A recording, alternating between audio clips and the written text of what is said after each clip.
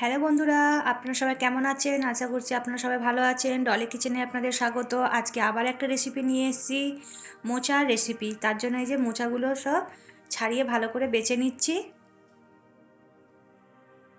এই দেখুন, মোচাগুলো সব ছাড়িয়ে নিয়েছি, ভালো করে জল দিয়ে ধুয়ে নিয়েছি। এদিকে কুকারে 2 কাপ মতন জল দিয়ে দিয়েছি, জলটা গরম হয়ে গেছে। এবারে ছাড়িয়ে রাখা এই মোচাগুলো সব ওর মধ্যে দিয়ে দেবো। আর এর মধ্যে একটা আলু দেবেন মোচাটার মধ্যে। আমি দিলাম না, যেহেতু আমার কাছে আলু একটা সেদ্ধ করে রাখা রয়েছে, তাই জন্য আমি এর মধ্যে আলু দিলাম না। এর মধ্যে একটা আলুও দিয়ে দেবেন, দিয়ে এবারে এটাকে ভালো করে সেদ্ধ করে নেবেন। আর যদি বন্ধুরা ভিডিওটা ভালো লাগে, ভিডিওটা দেখে লাইক কমেন্ট করবেন, আর চ্যানেলটাকে একটা সাবস্ক্রাইব করে দেবেন। এই মোচাটা সেদ্ধ হয়ে গেছে, এবারে মোচাগুলো সব আমি তুলে নেব।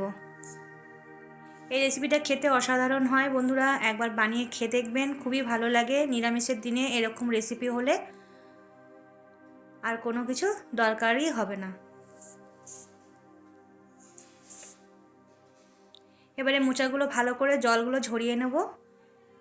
জলগুলো ঝরে যে হাতে করে চিপে চিপে সব মিক্সির বাটিতে মোচাগুলো দিয়ে দিচ্ছি।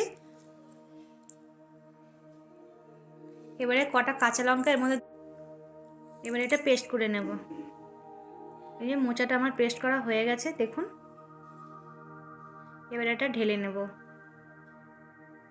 এর মধ্যে কিছু উপকরণ দিতে হবে। এই যে সেদ্ধ করা আলুটা এর মধ্যে দিয়ে দেবো, আর দিয়ে দেবো পরিমাণ মতন বেসন। আপনারা যতটা মোচা নেবেন তত সেরকম পরিমাণ মতন এর মধ্যে বেসন দিয়ে দেবেন। আর দিচ্ছি স্বাদ মতো নুন, দেবো হলুদ গুঁড়ো, দিয়ে এবার এটা ভালো করে মেখে নেব।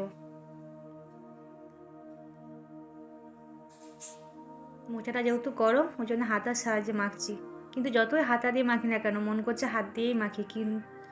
হাত দিয়ে যে কোনো জিনিস মাখলে খুব ভালোভাবে মিশ্রণটা তৈরি হয়ে যায়। এদিকে গরম কড়া বসিয়ে দিয়েছি, কড়াটা গরম হয়ে গেছে। দিয়ে দিচ্ছি আমি এর মধ্যে পরিমাণ মতন সাদা তেল। তেলটাও গরম হয়ে গেছে। এবারে সব এই যে মিশ্রণগুলো এক এক করে বড়ার শেপে ভেজে নেব।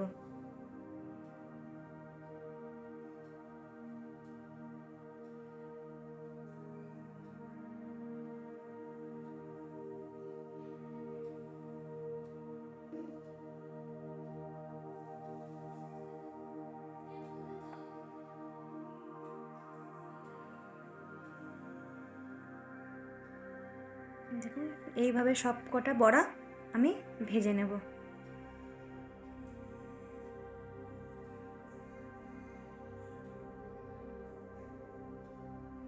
বড়াগুলো চাইলে আপনারা শুধু ভেজেও খেতে পারেন।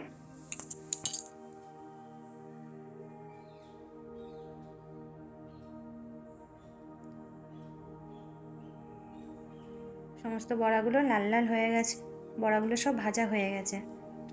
এবারে বড়াগুলো আমি সব তুলে নেব।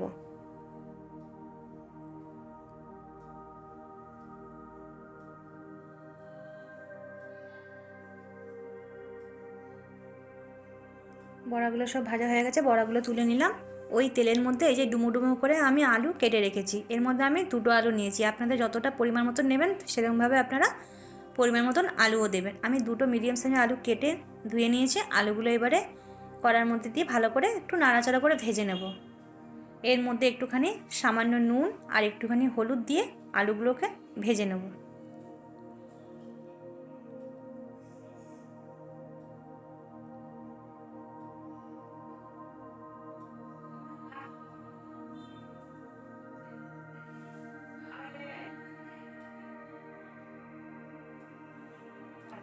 আলুগুলো ভাজা হয়ে গেছে, আলুগুলো এবার আমি তুলে নেব। আর এদিকে মশলার জন্য নিচ্ছি একটা টমেটো, আর নেব একটুখানি আদা। এটাকে বেটে নিচ্ছি। এই যে বাটা হয়ে গেছে। এদিকে আলুটাও মোটামুটি আমার ভাজা হয়েই গেছে। মশলাটা ঢেলে নিই। এর মধ্যে দিয়ে দিচ্ছি 1 চামচ মতন জিরের গুঁড়ো, আর দেবো 1 চামচ লঙ্কার গুঁড়ো, আর দেবো হলুদ গুঁড়ো। দিয়ে একটু জল দিয়ে এটাকে আমি মিশ্রণটাকে মিশিয়ে নেব।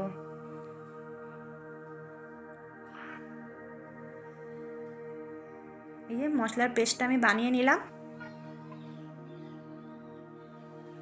এদিকে আলুগুলো ভাজা হয়ে গেছে, আলুগুলো এবার আমি তুলে নেব।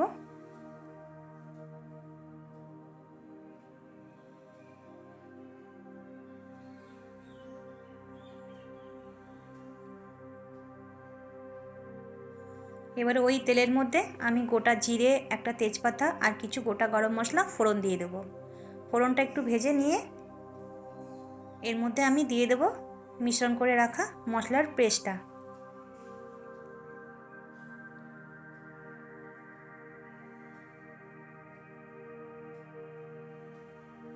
মশলাটা আমার কষানো হয়ে গেছে। বাটিটা ধুয়েই সামান্য একটু জল এর মধ্যে আবার দিয়ে দেবো, দিয়ে আবার একটু নাড়াচাড়া করে নেব। করে এবারে ভেজে রাখা আলুগুলো আমি এর মধ্যে দিয়ে দেবো।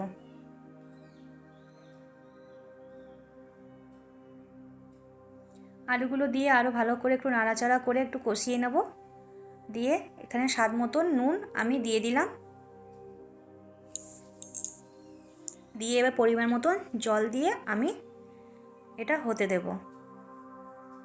যেহেতু এটা বড়ার মধ্যে একটু জল টানবে, ওই জন্য ঝোল আপনারা যেরকম পরিমাণ মতন আপনার ঝোল রাখতে চান ততটাই পরিমাণ মতন জল এর মধ্যে দেবেন।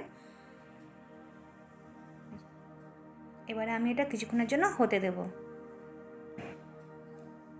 কিছুক্ষণ হয়ে গেছে বন্ধুরা, দেখি কতদূর হলো। এই দেখুন আলুটা মোটামুটি সেদ্ধ হয়েই এসছে।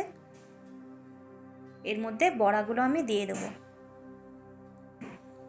বড়াগুলো দিয়ে নাড়াচাড়া করে আবার একটু ঢেকে দেব একটুখানি বড়াটা সেদ্ধ হওয়ার জন্য। এবারে দেখুন বড়াটা সেদ্ধ হয়ে গেছে। এর মধ্যে 1 চামচ মতন ঘি আর গুঁড়ো গরম মশলা আমি দিয়ে দেব। রেডি আমার মোচার কোপ্তার রেসিপি।